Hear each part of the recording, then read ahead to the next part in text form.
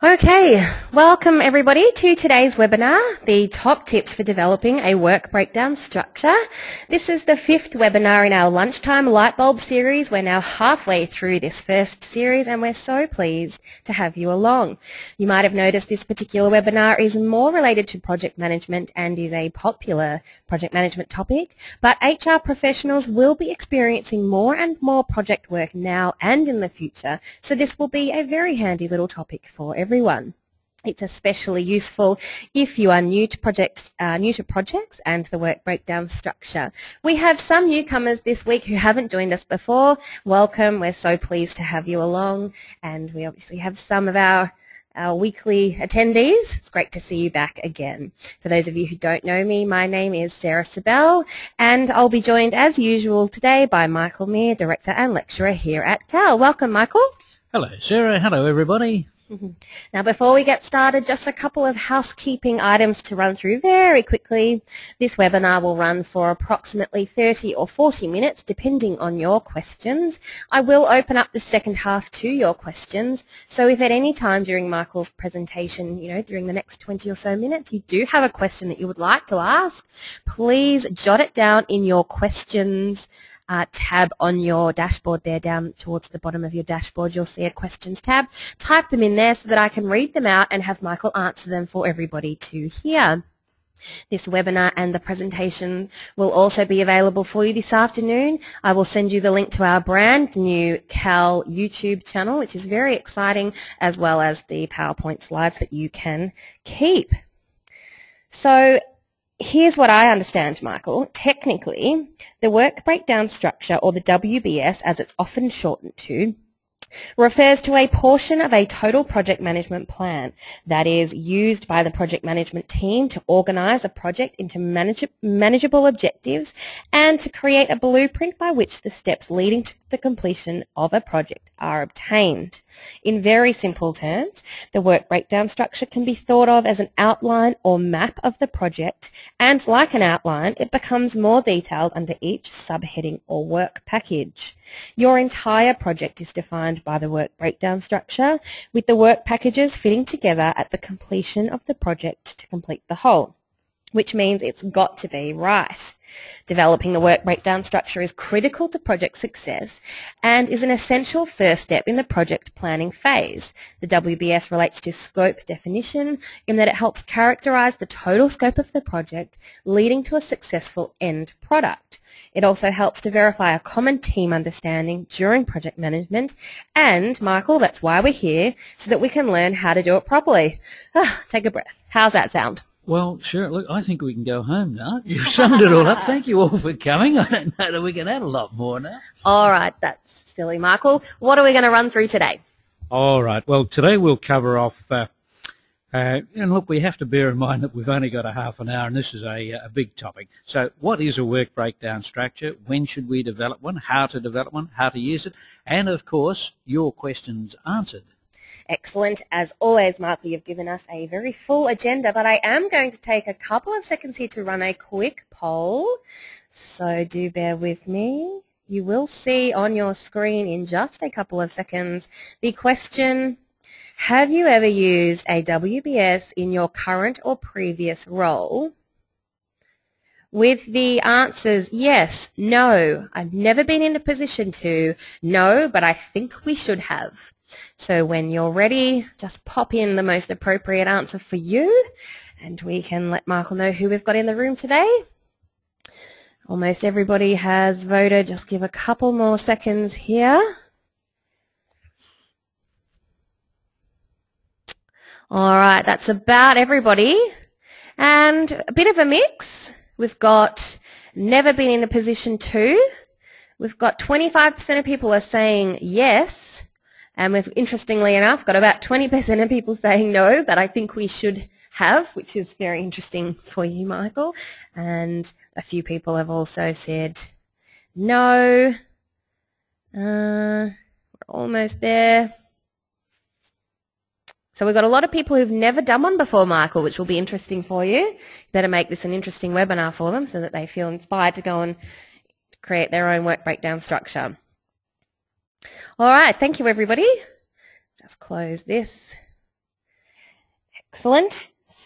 So let's get started, Michael. Let us go through now what is the work breakdown structure.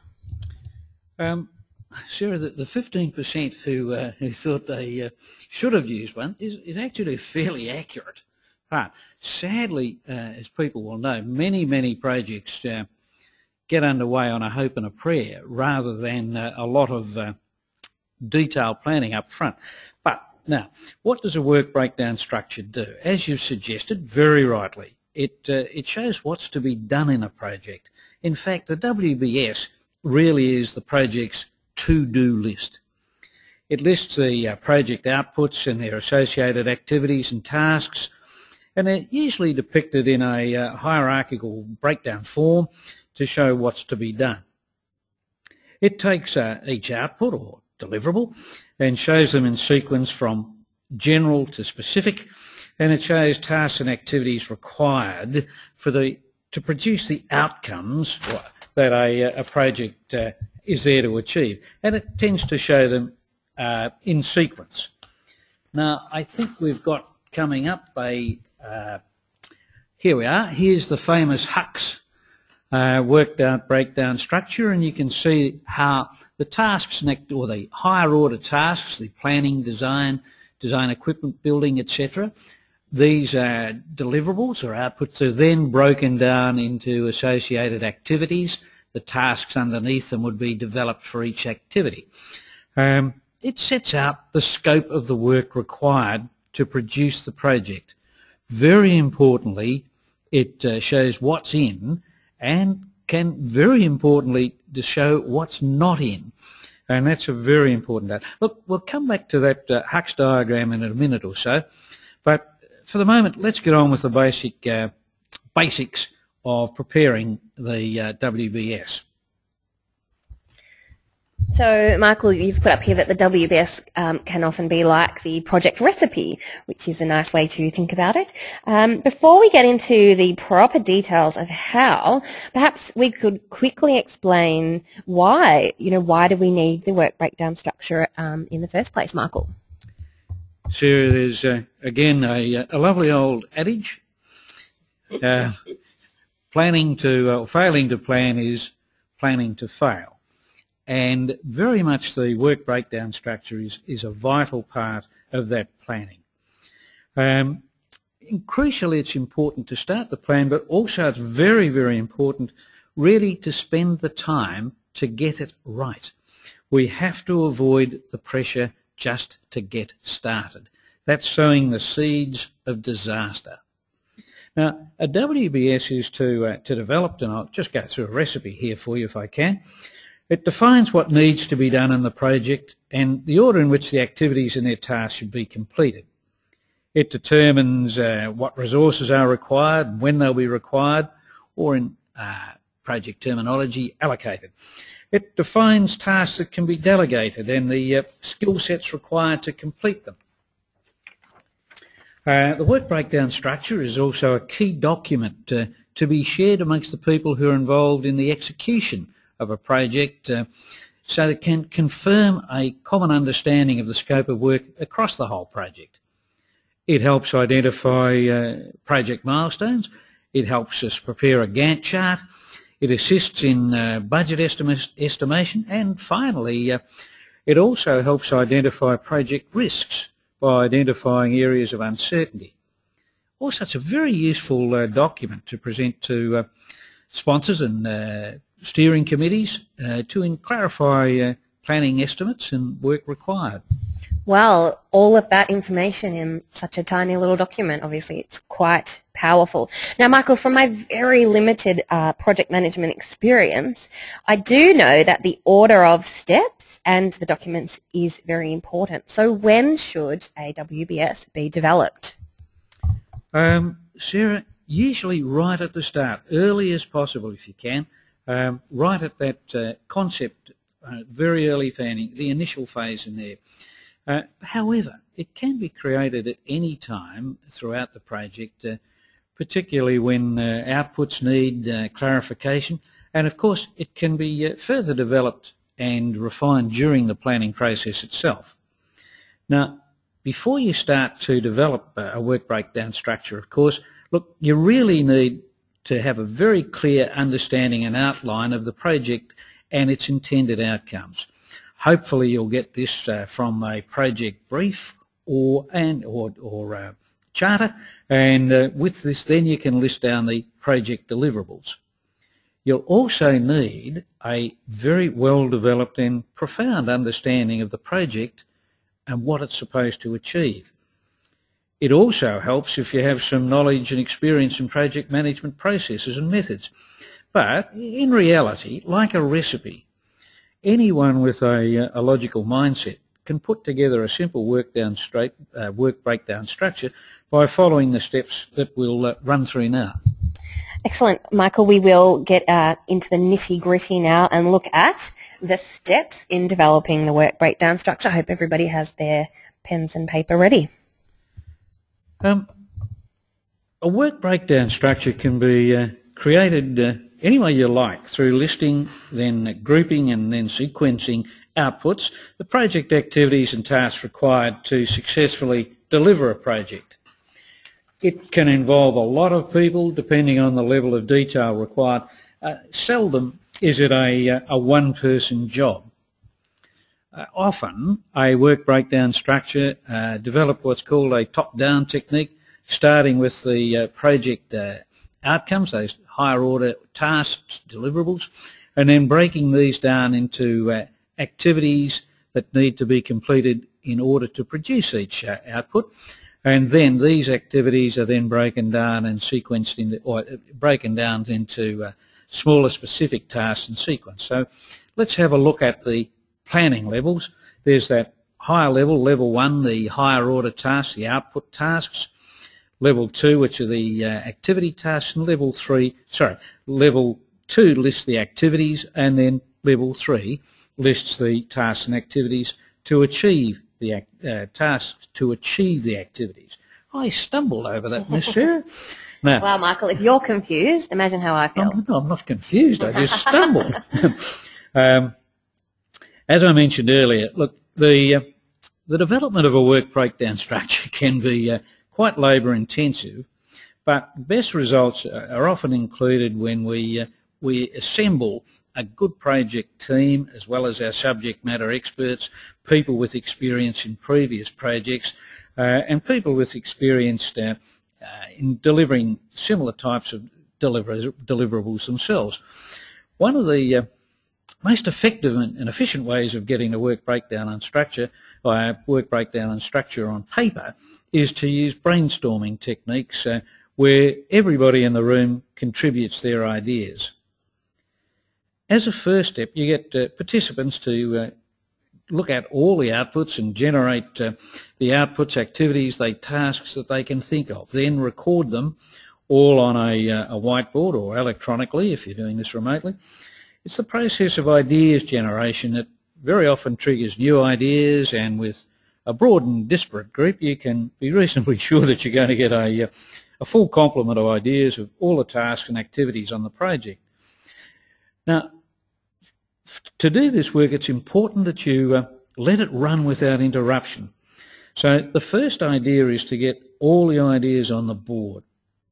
Then, once the initial brainstorming is exhausted, then you can start to organise them. Not before, into their various groups and activities.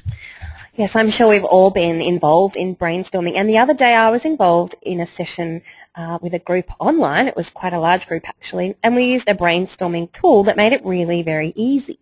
But what about when you have a smaller group or it's really just you? I'm sure that many of our participants today are struggling to get started with their first work breakdown structure and are finding it hard to even identify that first line of outputs. Can you suggest a way to make this easier for them, Michael? Sarah, another useful approach for a small team, or if you're doing it by yourself, is to use mind mapping software and or basic common or garden sticky notes. Good place to start. Now, for this technique, you need to write down each task on a separate note or brainstorm with the project team to find out the outputs, activities and tasks, etc. needed to complete it. Then you you post these notes, or even pen and paper. You can move your ideas around. You can put them on a whiteboard and move them around. You start to list your ideas, and then in turn they'll give you new ideas so that they can generate a whole lot of new lines of thought that you might otherwise not have thought about. Mind mapping software is terrific as a tool to help you here. So just keep going until you've identified the key activities and outputs. Then you can start to identify the tasks and activities involved. You write these on the sticky notes and place them around each output. Now, it's important to note that tasks and their lists will vary in size. What's important first up is you start to work around them, building like a fishbone the various activities that are involved in all of those in their logical groupings and logical sequence. Then that technique starts to make a lot of sense. So try to break them down into 2 levels, larger activities and their associated smaller tasks, and move the notes around and keep adding more until a structure emerges. Then you can start to break down each output into sequential smaller units of work and activities, and these are all the things that needed to get done in order to produce the output. Then you can sequence them by the order in which they need to be started. At this activity level, it's quite common that there are 5 to 7 activities for each output. Each output is then broken down sequentially into smaller packages or tasks required to perform the activity. This is known as the task level. Now, once you've worked them out, the outputs and activities then can be broken up into work packages, and then these can be entered into the work breakdown structures. There are a number of ways and different ways that you can, of course, display your work breakdown structure. Some project managers use lists and tables, whilst others use a tree structure or outline, as you can start to see here. Outlining is one of the easiest ways of representing a work breakdown structure. However, most people really use a hierarchical structure or diagram. Look, once you've had your initial run through with the work breakdown structure, you need to go back then and review the list to check that all the activities and tasks seem appropriately grouped in terms of their complexity. For example, a task might be so complex that it needs to be considered an activity in its own right. Look, this is a judgment call. There's no real formula for determining at what level a unit of work should sit. Okay, Michael, that's all very well. I think I'm starting to get it now, but perhaps we could walk through an example so I can see exactly how it works. Sarah, many of people today will be doing project management online, so they might be well familiar with the HUX case study that we showed you one format of it briefly at the start of the webinar. Now, for those of you who haven't seen HUX case study, the case study is HUX Building for the Future. Now, let me give you a brief overview of it. HUX is a woodworking plant on the outskirts of a major city.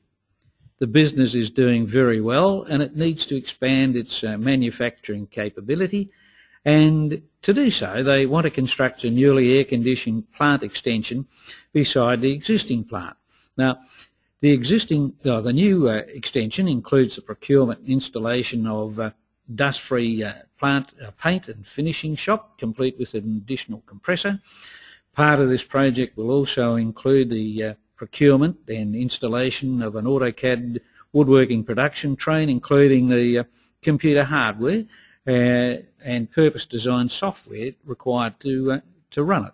So, if we looked at the physical deliverables or physical outcomes that have got to be achieved, the construction of the new extension, the procurement and installation of a dust-free plant and finishing shop with the associated compressor, the procurement and installation of an AutoCAD woodworking production chain, including the computer hardware, procurement and installation of plant air conditioning, and the development of software for the AutoCAD woodworking production train.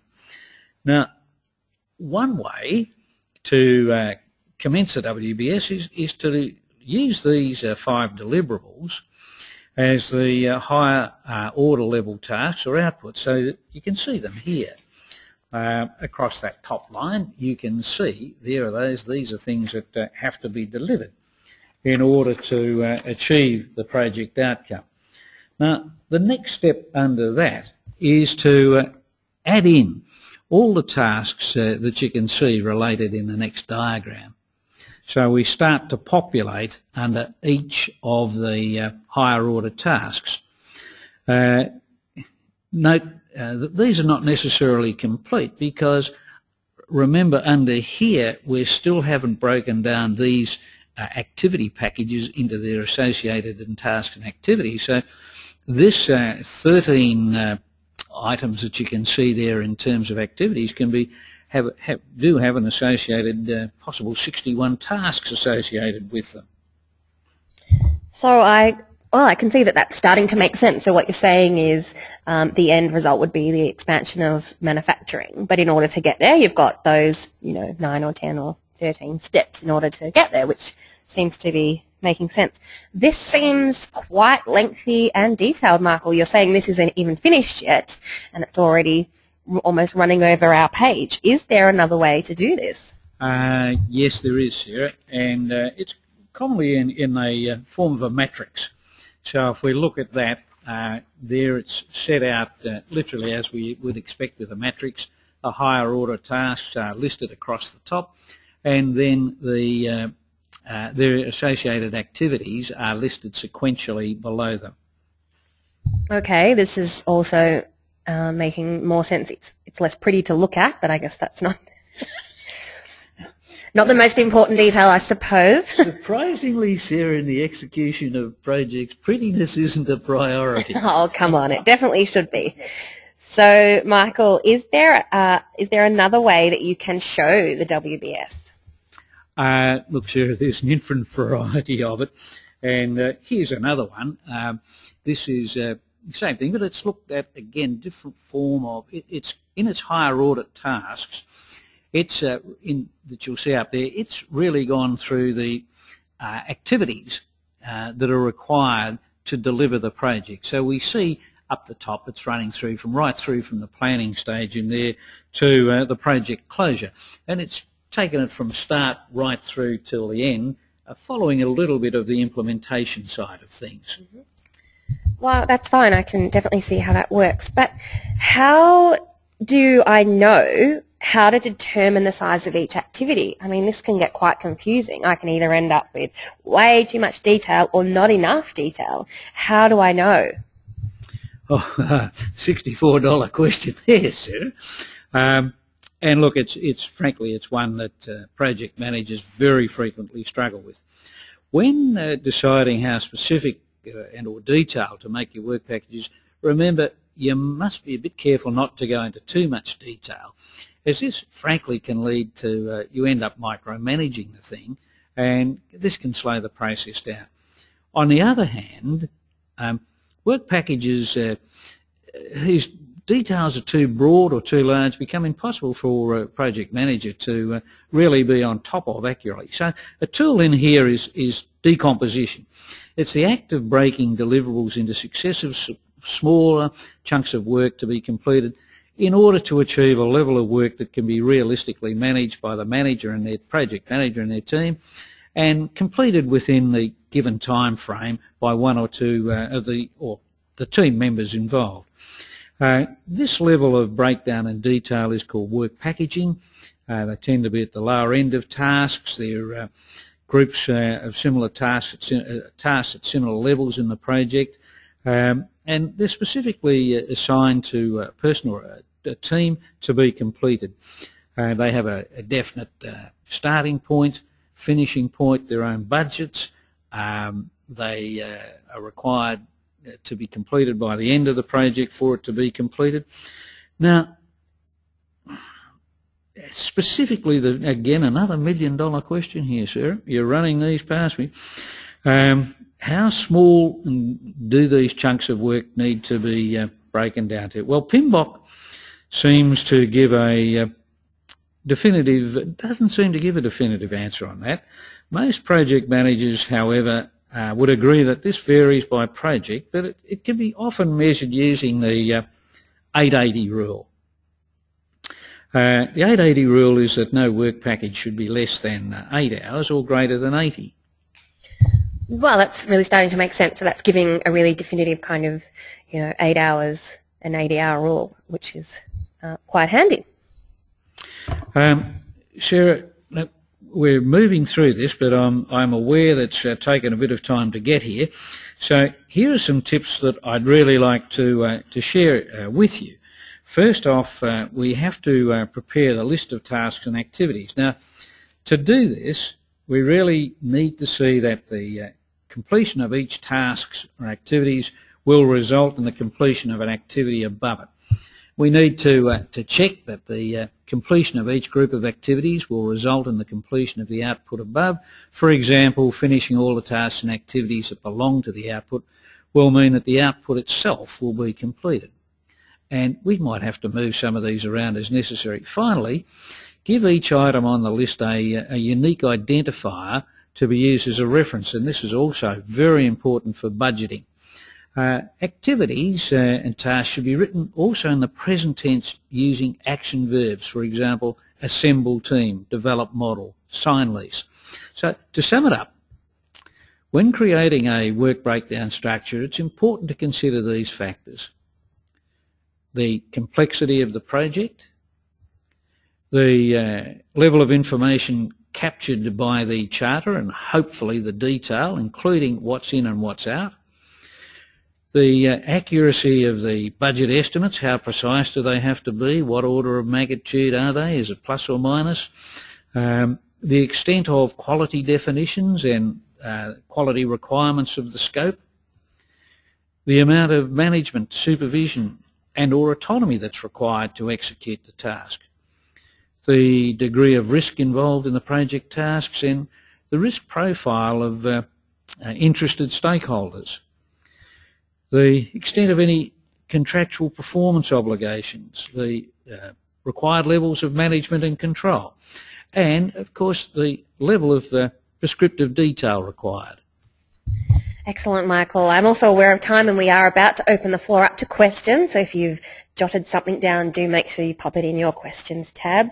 But Michael, now that we've developed it and we know how to develop it, how do we use the work breakdown structure? Aha, Miss Sarah, now down to the real stake of all of this.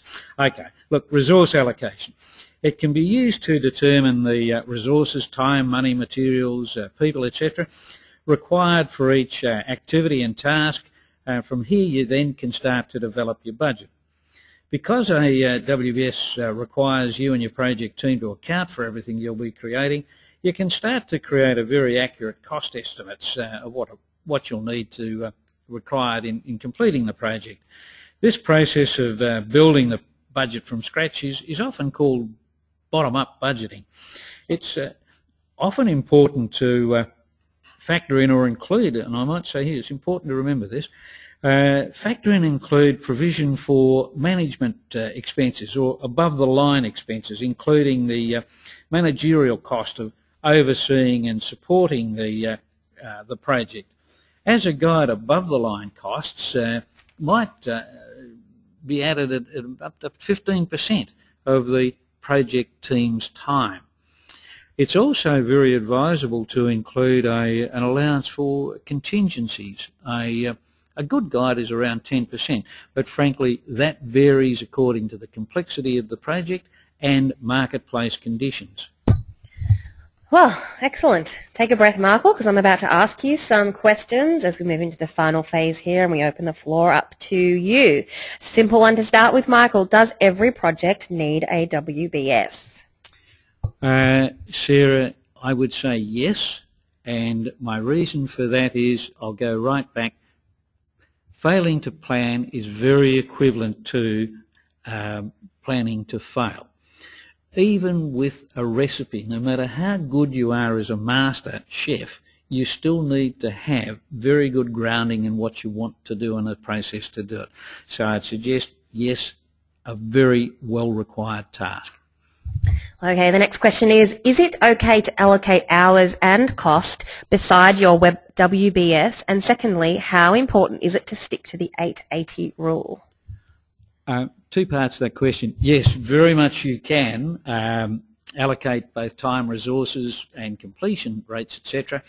In your WBS, but you're probably going to do that in your Gantt chart. Is an easier place to manage it. Now the second one, the 880 rule, look, it's not mandatory, it's a guide, it's a practice guide. So again, you have to make a judgment call according to the complexity of the project and complexity of the task involved. Okay, excellent. The next question here is, how many levels should I aim for in my WBS? Well, it depends on complexity, Sarah, but again, look, a 5 to 7 in terms of outputs, and in there they will have associated tasks with them. So once you start to get broader than that, you need to break it up into other chunks. It becomes a bit unmanageable there. Certainly if you're doing the desal plant, however, you've got a very complex project there.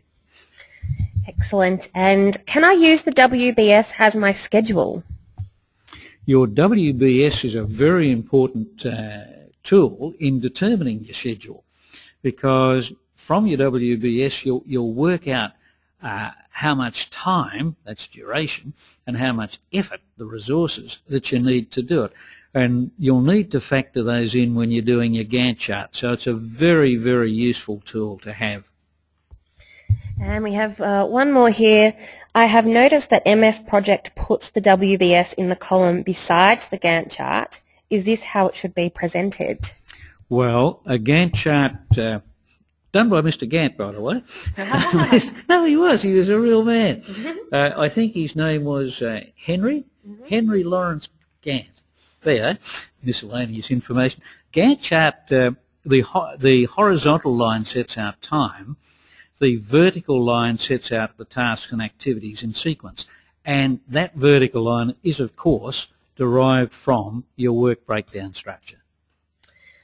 Excellent. So that just about wraps it up. And Luke has just asked if he can get a copy of the webinar because he's getting a lot of interference. Huge apologies there, Luke, if that's anything to do with us. Yes, you will get a copy of the webinar. We'll send you the link to the YouTube channel, and also I'll send you the presentation so that you can keep it. So that's about it for today. Thanks, Michael. You've taken us through lots of information there. So as I said, you'll have this to keep, which will be a great resource for you.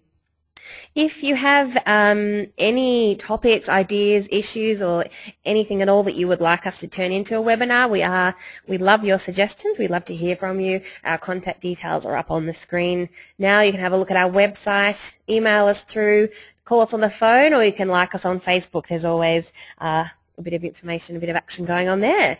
So thanks for today, Michael, and thanks to those of you who joined us. Thanks for those of you who came back again, and to those of you who this is your first time. I do hope you've enjoyed the 5th of our 10 Lunchtime Lightbulb Series webinar, and that you do now have a better understanding of how important the work breakdown structure is, and that you also you have a better understanding now of how to create and use one. Thanks, Michael. Thank you, Sarah. Thank you, everybody. Thanks, everybody. Have a lovely weekend. We'll see you next week.